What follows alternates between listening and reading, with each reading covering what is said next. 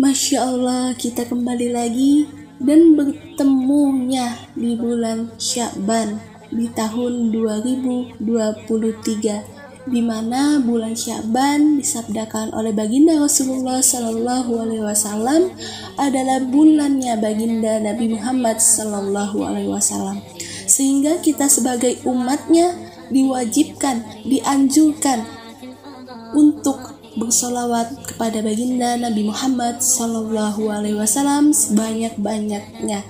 Hiasi hati kita dengan perilaku yang baik, kemudian hiasi hati kita dengan mentauladani akhlakul karimah dari baginda Nabi Muhammad Sallallahu Alaihi Wasallam.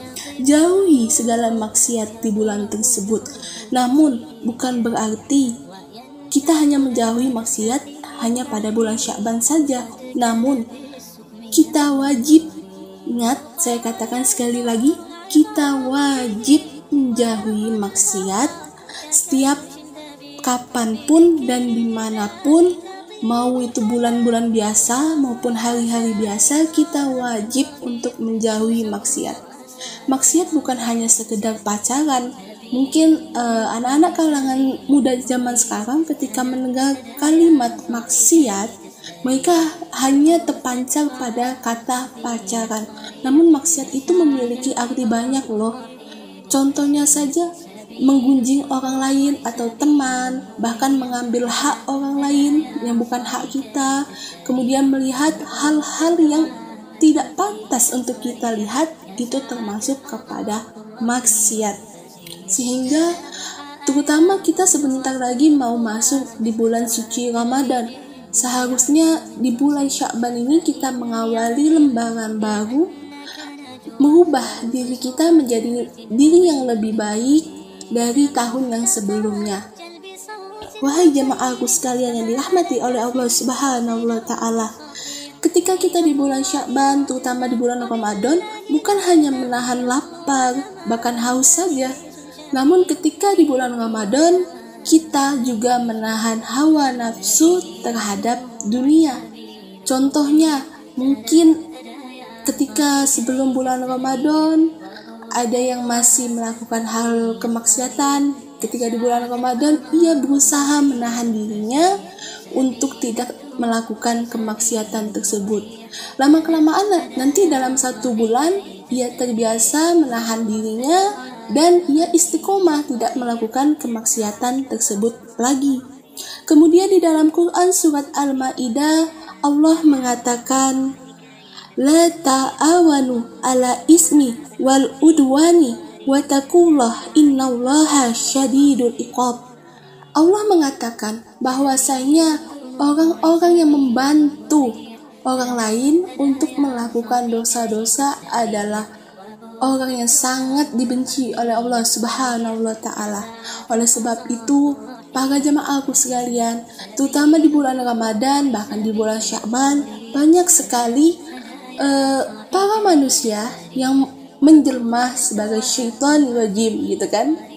Nah, mereka itu biasanya ketika ada temannya yang lagi puasa, pasti ada aja gitu kan, yang ngajakin ngebatalin puasa, atau yang ngajakin gibah, atau ngajakin hal maksiat lainnya, sehingga membuat temannya batal akan puasanya. Namun mungkin ada sebagian orang yang mengatakan, loh, saya kan gak minum, saya kan gak makan, saya hanya gibah loh, saya hanya pacaran, tapi saya tidak membatalkan puasa saya.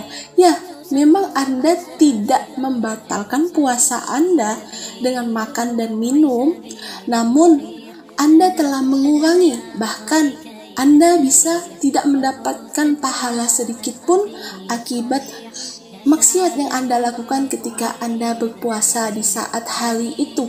Itulah kerugiannya teman-temanku sekalian, ketika kalian berpuasa namun kalian melakukan kemaksiatan di saat kalian berpuasa. Ayo, mulai sekarang kita jaga sama-sama diri kita untuk tidak mendekati kemaksiatan.